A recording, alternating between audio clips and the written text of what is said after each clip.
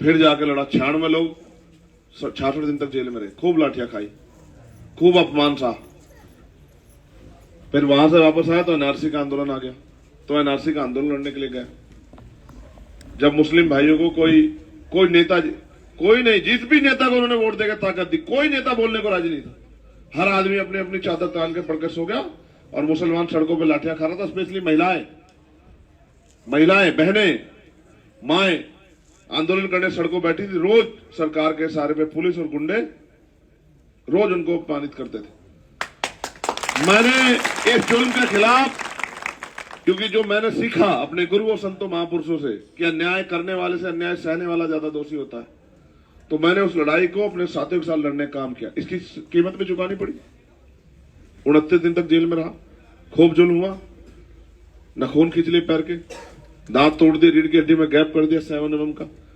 फिर बाहर आया। और आप कितनी ऐसी लड़ाई आपको हाथरस याद है?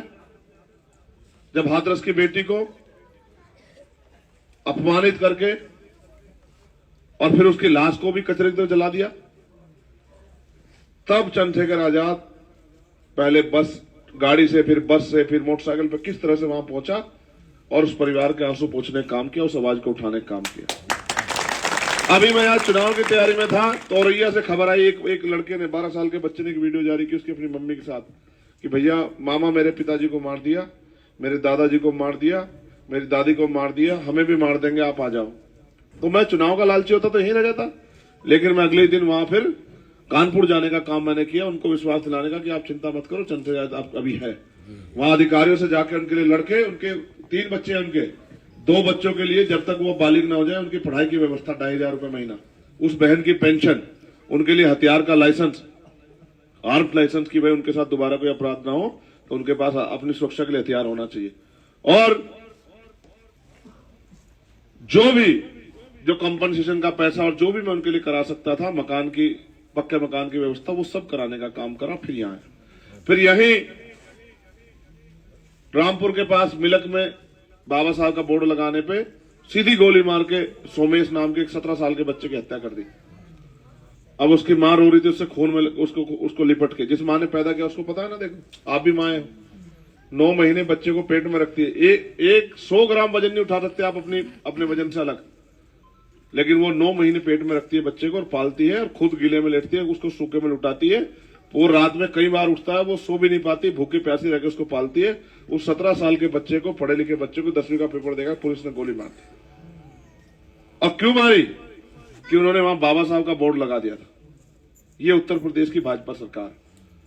आप महसूस करो, ये वो भाजपा के लोग हैं जिन्होंने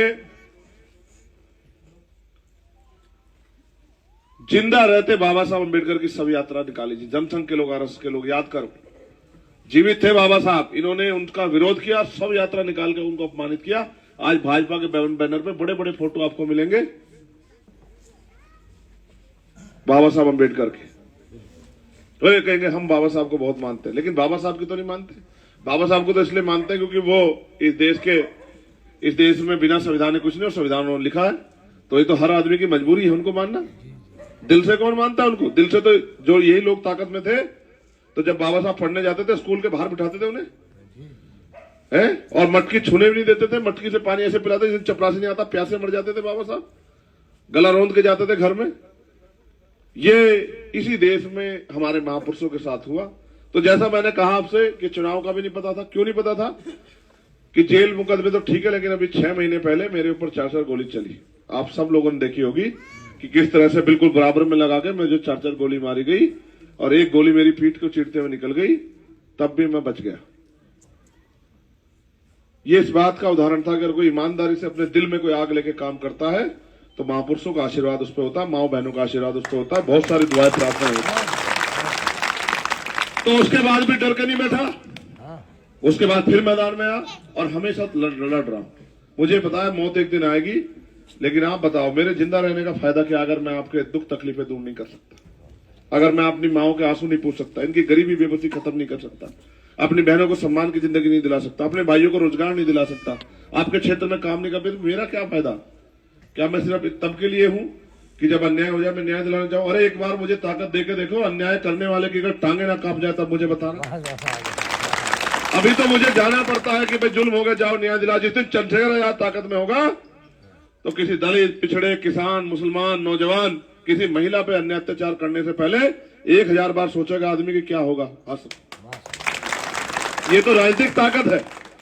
आप 200 किलो के आदमी को दोगे, ताकत दोगे तो वो ताकतवर हो जाएगा। 20 किलो के आदमी को दोगे 20 किलो के ताकतवर हो जाएगा। यहां तो इस देश में जिसकी लाठी उसकी भैंस हो रही है।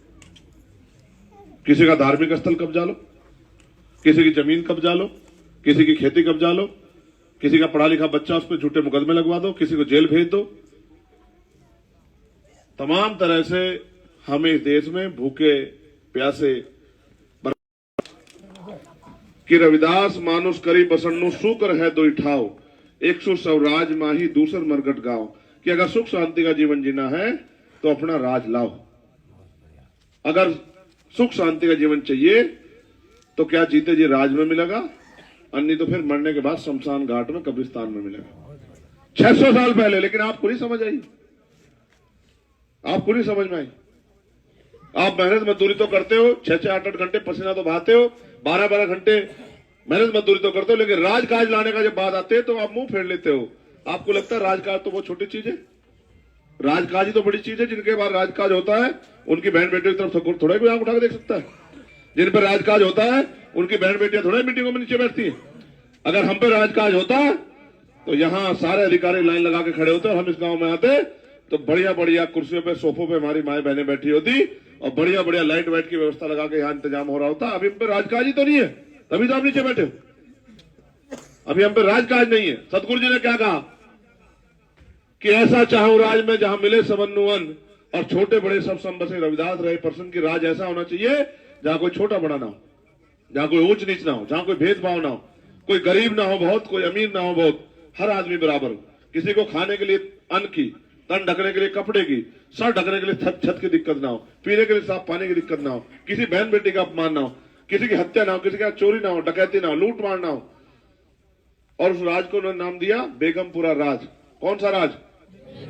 जोर से बता, कौन सा राज? बेगम का मतलब समझते हो क्या होता है? ये नीली टी शर्ट, इधर देखो बेटे, ये मुस्कुराने से कुछ होता तो जूते नहीं खाने पड़ते हमारे लोगों को। ना तो खुद कुछ करते हो और अभी तुम पे कुछ कहूंगा तुम्हें बड़ी सुननी पड़ेगी। माँ बाप को पूछो जो पेट काट काट के पढ़ा रहे हैं और तुम्हें पढ़ने कहते तुम्हें मुसीबत चढ़ती है। इधर का स्कूल के बाहर से भाग के आ जाते हो। पहले पढ़ने नहीं देते लोग, अब तुम्हारा दिमाग खराब हो गया है। अब तुम पढ़ना नहीं चाहते। तुम्हें लगता है पढ़ के क्या होगा, मेहनत मजदूरी कर लो। क्या बन जाओगे मेहनत मजदूरी करके? 300-400 रुपए कमा भी लोगे, उससे ज्यादा का तो खर्च है रोज का, घर का। आलू भी नहीं खरीद पाओगे आने वाले समय में आप लोग। ये हालात है। आप बताओ ना, मशीनों का समय आ रहा है। जो काम एक परिवार मिलके 10 दिन में करता था, पूरे साल भर का अनाज आता था, वो मशीन 2 घंटे में करके चल जाती है। कहां बचेगी मजदूरी? क्या करोगे इस देश में? ओके, नंगे रहना चाहते तो कोई बात नहीं, रह लो। कोई नहीं पूछता, तुम्हारे मरने में किसी को फर्क नहीं पड़ती। बताओ पड़ेगा कब तक? कितने लोग मरेंगे बिना इलाज के? कोई नहीं पूछने का किसी को। और पूछे भी क्या, किसी को कुछ है ही नहीं।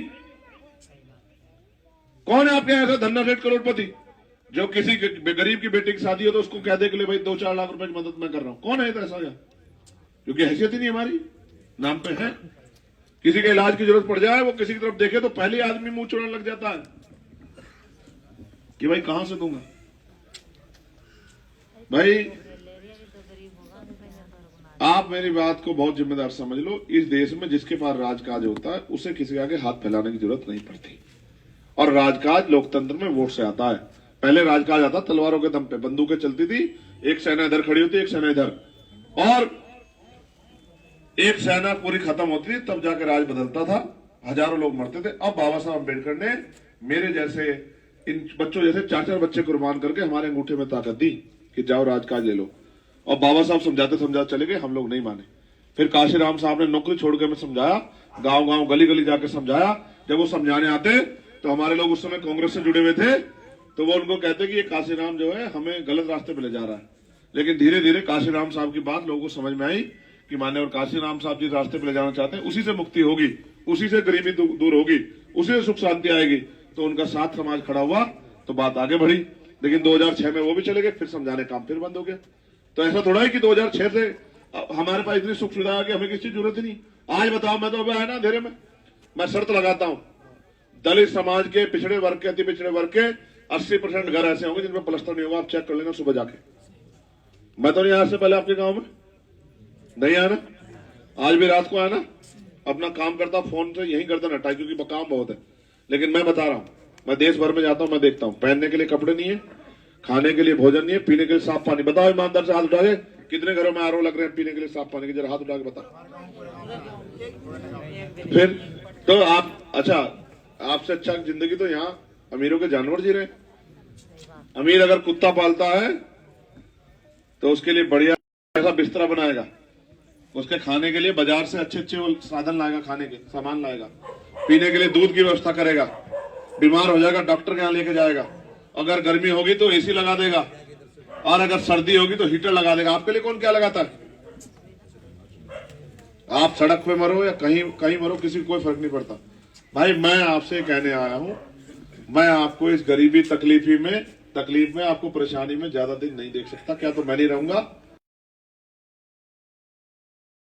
रहेगी, दोनों में से एक को तो खत्म होना पड़ेगा। क्या तो चंद्रशेखर आजाद खत्म होगा या फिर ये बेबसी लाचारी का। अब हम ये बताओ, पढ़े लिखे नौजवान बेरोजगार घूम रहे नहीं घूम रहे गांव? अगर पक्की नौकरी नहीं दे सकते तो कच्ची नौकरी दो, कच्ची नौकरी नहीं दे सकते तो इनको लोन दो कि कुछ काम करें। अगर वो भी नहीं दे सकते तो इनके क्षेत्र में उद्योग धंधे लगवा दो। आप हरिद्वार जानते हो, वहां कितने लाखों नौजवानों को रोजगार मिलता है, बहन बेटियों को, जो टेक्निकल है, बीटेक, एमटेक, आईटीआई, पॉलिटेक्निक, रोजगार मिलता है नहीं मिलता है? और जो नॉन टेक्निकल है उनको भी काम मिलता है, जो सड़कों पे मजदूरी कर रहे हैं उनको भी इज्जत की वो मिल जाती है, 12-15 हजार रुपए काम, जो अपने घर का खर्चा चला सके और चैन से अपने घर में रह सके। क्या है आपके यहाँ? कौन सा बड़ा हॉस्पिटल अगर आप बीमार हो जाओ जहां जाकर दिखा सकते हो? आप मरोगे आप सड़क पे। और मैंने खोया अपने पिता को ऐसे अपने हाथों में, क्योंकि मेरी जेब में पैसा नहीं था कि अपने पिता को बचा लेता, क्योंकि करोड़ों लाखों रुपए लगते हैं इलाज के लिए। क्या है गरीब की हैसियत? तो ये तो आपको तय करना कब तक आप गरीबी में रहो, कब तक आप ऐसी जिंदगी जीना चाहते, तो आपको तय करना है। मैं तो रोड रहा हूं रोज, कभी इधर भागता हूं, कभी इधर भागता हूं, कभी उसको समझाता हूं, कभी इसको समझाता हूं, कभी किसी का अन्याय होता है उसके आंसू पूछने जाता हूं। जब वो मुझसे लिपट लिपट के मेरी माँ रोती है, एक गांव में था मैं, वो रोने लगी मेरी माँ, वो कहने लगी मुझसे कि भाई हमारी जिंदगी कब तक ऐसी रहेगी चंद्रशेखर। तो मैं ही भावुक हो गया उसके आंसू देख के। अब क्यों अब भाई मैं तो अपने खून के आंसू कैसे देखूं? बता, मैं तो इस काम के लिए निकला था कि जैसे मैं इनकी जिंदगी से तकलीफें दूर करूंगा, लेकिन नहीं कर पा रहा हूं क्योंकि अभी उस ताकत में नहीं आया, कलम की ताकत नहीं आई मेरे पास। लेकिन दौड़ तो रहा हूं, घर तो नहीं बैठा, डरा तो नहीं, मुकदमों से, जेल से, गोलियों से डरा तो नहीं, आज भी लड़ रहा हूं और लड़ता रहूंगा जब तक जीवन रहेगा। लेकिन आपको तय करना है कि आप चंद्रशेखर आजाद को कब तक ताकत से दूर रखो। जिस दिन आपने चंद्रशेखर आजाद का हाथ पकड़ लिया, कोई लाठी नहीं बनेगी जो आपकी तरफ घूम जाए। मेरी बात को आप याद रखें कोई। और जैसे जैसे चंद्रशेखर ताकतवर होगा वैसे वैसे आपके घरों से ये समस्याएं दूर होती जाएं। क्योंकि जैसा मैंने कहा कि वो बेगमपुरा राज जिसकी बात मैं कर रहा था, बेगम का मतलब होता है बिना गम का राज, की किसी की जिंदगी में कोई गम नहीं। और वो आ सकता है जब 15-15 लाख करोड़ रुपए अडानी अंबानी के माफ हो सकते हैं, पूंजीपतियों के माफ हो सकते हैं, तो गरीबों तक भी उसको सुख सुविधाएं पहुंच सकती है। 15 लाख करोड़ में कितनी जीरो होती है पता है? जीरो लगाने में चक्कर बन जाएंगे। 15 लाख करोड़ समझ रहे हो? उनको 1 रुपए लीज पे जमीन मिल जाती है, उनको बिना किसी उसके लोन मिल जाता है। और कितनी, देखो बताओ, अगर आरक्षण खत्म हो जाएगा तो कोई कुर्सी बैठने देगा दलित पिछड़ों को? आज पाल का, प्रजापति का, कश्यप का, सैनी का, मौर्य का, कुशवाहा का, विश्वकर्मा का, सैन का, सैनी का, राजभर का, निषाद का, मल्ला का, चमार बाल्मीकि पासी धोबी कोरी खटीक का बच्चा अगर आज कुर्सी बैठता है तो आरक्षण की वजह से बैठता है, क्योंकि वैसी जगह तो हमें कुछ नहीं देता कोई। तो आप ये महसूस करो कि जब सरकारी नौकरी, सरकारी डिपार्टमेंट रहेगा, सरकारी नौकरी नहीं तो आरक्षण का क्या करोगे? देख रहे हो कैसे सरकारी सारा डिपार्टमेंट खत्म किया जा रहा है। तो जब सरकारी नौकरी नहीं बचेगी तो आपके साथ आज भी भेदभाव है कि आज मटकी छूने में हत्या नहीं होती। देखा नहीं आपने कुछ दिन पहले राजस्थान में क्या हुआ? इंदर मेघवाल की मटकी छूने में हत्या हुई या नहीं हुई? जितेंद्र मेघवाल की मूछें रखने में हत्या हुई या नहीं हुई? ओम प्रकाश रैगर को सुसाइड करना पड़ा नहीं करना पड़ा? आज भी बारात रोकी जाती नहीं रहती है। देखो, कमजोर ताकतवर में कभी समझौता नहीं होता। अगर इज्जत की जिंदगी चाहिए तो ताकतवर बनो। और ताकत भैया नारा लगाने से, झंडा उठाने से नहीं आती। अपने नेता को ताकतवर, उसको सुरक्षा देने का काम वोट से किया जाता है। जैसे जैसे आप चंद्रशेखर आजाद को ताकत दोगे, वैसे वैसे चंद्रशेखर आजाद मजबूत होता जाएगा। और जैसे जैसे चंद्रशेखर मजबूत होगा, वैसे वैसे भाई ये तो है ना, अगर कोई मजबूत होगा, कोई सरकार बैठा, कोई विपक्ष में जाएगा नहीं जाएगा। अगर कोई ताकतवर होगा तो कोई कमजोर होगा नहीं होगा। चंद्रशेखर आजाद ताकतवर होगा तो ये भाजपा के लोग कमजोर होंगे, और चंद्रशेखर आजाद जितना ताकतवर होगा उतने भाजपा जमीन में चल जाएगी। और जब चंद्रशेखर आजाद, आजाद समाज पार्टी, भीम आर्मी, आलोक भारती, ओमपाल बालियान और ये हमारे नेताजी बैठे हैं इधर, धर्मपाल नेताजी, तमाम ये साथी हमारे मजबूत होंगे तो क्या हम ये आपके लिए काम नहीं करेंगे? भाई मेरे खून का तो कतरा कतरा भी आपके लिए, चाहे वैसे निकाल लो, चाहे संघर्ष में वैसे चला जाए, लेकिन आपको ये तय करना है कि आप चंद्रशेखर आजाद को कब तक ऐसे अकेला छोड़ोगे, सिर्फ लड़ने के लिए। मैं आपसे ताकत मांगने के लिए आया। बताओ मुझे ताकत दोगे नहीं दोगे? बताओ, दोनों हाथ उठा के बताओ, ताकत दोगे नहीं दोगे? पक्का? एक आखिरी बात सुन लो, लोकतंत्र में ताकत कैसे दी